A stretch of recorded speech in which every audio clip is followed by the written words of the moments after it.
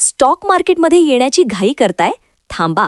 जर तुम्ही emergency fund तयार केला नसेल तर मार्केट तुमचे सगळे कपडे विकायला लावेल. थांबा. जर तुम्ही ही एक अतिशय महत्त्वाची गोष्ट आधी केली नसेल तर मार्केट तुमचं सगळं काही हिरावून घेऊ शकतं. तुमचे शेअर्स, तुमचे दागिने आणि प्रसंगी तुमची घरं सुद्धा विकण्याची वेळ तुमच्यावर येऊ शकते. हे मी नाही तर शेअर मार्केटचं वास्तव सांगतंय. अशी कोणती चूक आहे जी नवखे लोक करतात आणि गुंतवणुकीचा सर्वात पहिला आणि सर्वात मोठा नियम कोणता आहे? चला आज हे सविस्तर समजून घेऊया. लोक काय करतात, हातात पगार आला की सगळेच्या सगळे पैसे थेट शेअर्समध्ये किंवा म्युच्युअल फंड्समध्ये टाकून मोकळे होतात. त्यांना वाटतं की आपण खूप हुशार आहोत आणि आपला पैसा वेगाने वाढतोय. पण मग अचानक आयुष्यात एखादा अनपेक्षित संकट येतं. एखादा मोठा आजार, नोकरी जाणे किंवा घरातील एखादी मोठी अचानक उद्भवलेली अडचण. अशा वेळी खिशात अजिबात पैसे नसतात. मग पर्याय काय उरतो? नाईलाजाने लोकांना स्वतःचे शेअर्स विकायला लागतात आणि नेमकं त्याच वेळी मार्केट सुद्धा क्रॅश झालेलं असतं. म्हणजे जे शेअर्स वाढीसाठी घेतले होते ते आता 30 ते 40% तोट्यात विकावे लागतात. हा सर्वात मोठा आर्थिक फटका असतो. माणसाची सगळ्यात मोठी चूक काय असते? त्याला नेहमी वाटतं की माझ्यावर वेळ येणार नाही, मला काही होणार नाही. पण जेव्हा वेळ येते तेव्हा बँक लोन देत नाही आणि नातेवाईक फोन उचलत नाहीत. अशा वेळी तुम्हाला फक्त तुमचाच पैसा वाचवू शकतो.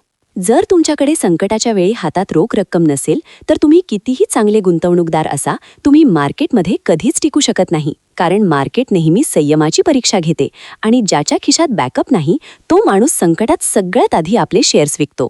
म्हणूनच जगातील प्रत्येक मोठा फायनान्शियल प्लॅनर गुंतवणूक सुरू करण्यापूर्वी तुम्हाला एक भक्कम फायनान्शियल ढाल बनवण्याचा सर्वात महत्त्वाचा सल्ला देतो.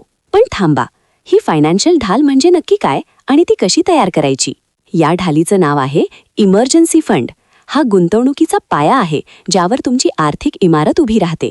इमर्जन्सी फंड म्हणजे असा पैसा जो तुम्ही मार्केटमध्ये गुंतवत नाही, तो फक्त आणि फक्त अचानक येणाऱ्या संकटांसाठी राखून ठेवलेला असतो. चला समजून घेऊया. हा फंड किती असावा आणि तो कुठे ठेवायचा जेणेकरून तो संकटात लगेच कामाला येईल? नियम अगदी सोपा आहे. तुमचा एका महिन्याचा घरातील एकूण खर्च काढा. त्यामध्ये तुमचे EMI, रेशन, लाईट बिल आणि मुलांची फी पकडा. समजा तुमचा महिन्याचा सगळा खर्च 30,000 रुपये आहे, तर या रकमेला कमीत कमी 6 ने गुणाकार करा. म्हणजेच 1,80,000 रुपये. हा झाला तुमचा इमर्जन्सी फंड. एवढी रक्कम तुमच्याकडे नेहमी तयार असायला हवी. आता सर्वात महत्त्वाचा प्रश्न, हा पैसा ठेवायचा कुठे? हा पैसा कधीही शेअर मार्केटमध्ये, म्युच्युअल फंडमध्ये किंवा कुठल्याही लॉक इन असलेल्या योजनेत गुंतवू नका. इमर्जन्सी म्हणजे इमर्जन्सी. तुम्हाला पैशांची गरज रविवारी रात्री 2 वाजता सुद्धा लागू शकते. तेव्हा मार्केट बंद असतं हे विसरू नका. म्हणून हा पैसा नेहमी एका वेगळ्या बचत खात्यात ठेवा किंवा अशी FD करा जी कोणत्याही पेनल्टीशिवाय लगेच मोडता येईल.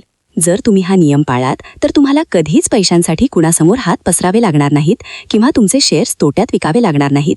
तुमची नोकरी गेली तरी पुढचे 6 महिने तुमच्या घराची चूल शांतपणे पेटत राहील. तुम्हाला नवीन नोकरी शोधण्यासाठी पुरेसा वेळ मिळेल. आणि सर्वात महत्त्वाचे, तुमचे शेअर मार्केटमधील गुंतवणूक चक्र कधीच थांबणार नाही. ती सुरक्षितपणे वाढत राहील कारण त्याला कोणीही डिस्टर्ब करणार नाही. हीच ती खऱ्या आर्थिक स्वातंत्र्याची पहिली पायरी आहे. जो हा पाया मजबूत करतो तोच मार्केटमध्ये टिकतो आणि करोडपती बनतो. पण थांबा, ही फायनान्शियल ढाल म्हणजे मजा करण्याचा पैसा नाही. गाडी घेण्यासाठी किंवा ट्रिपला जाण्यासाठी या पैशाला अजिबात हात लावायचा नाही. काही लोक हा पैसा क्रेडिट कार्डचं बिल भरण्यासाठी वापरतात. हे अत्यंत चुकीचे आहे. हा पैसा फक्त जीवन मरणाच्या प्रश्नांसाठीच राखीव आहे. जर तुम्ही हा पैसा चुकीच्या कामासाठी वापरला तर खऱ्या संकटाच्या वेळी तुम्हाला पुन्हा रस्त्यावर यावे लागेल आणि सगळं गमावावं लागेल. म्हणूनच जोपर्यंत तुमचा 6 महिन्याचा खर्च बाजूला निघत नाही तोपर्यंत शेअर मार्केटमध्ये चुकूनही 1 रुपया गुंतवू नका. मित्रांनो, संकट कधीच सांगून येत नाही आणि पैशाच्या अभावी कुटुंबाला तडफडताना बघणे यासारखं मोठं दुःख जगात दुसरं कोणतंच नाही. आपला पैसा ही आपल्या कुटुंबाची ढाल आहे. तो पैसा त्यांना सुरक्षित ठेवण्यासाठी वापरा. विनाकारण मार्केटमध्ये जुगारासारखं उडवू नका. आजच कागद पेन घ्या, तुमचा महिन्याचा खर्च काढा आणि सर्वात आधी आपला इमर्जन्सी फंड बाजूला काढायला सुरुवात करा. तुमचा इमर्जन्सी फंड तयार आहे का? मला कमेंट करून नक्की सांगा. आणि खऱ्या आर्थिक साक्षरतेसाठी आपला चॅनल आत्ताच सबस्क्राईब करा.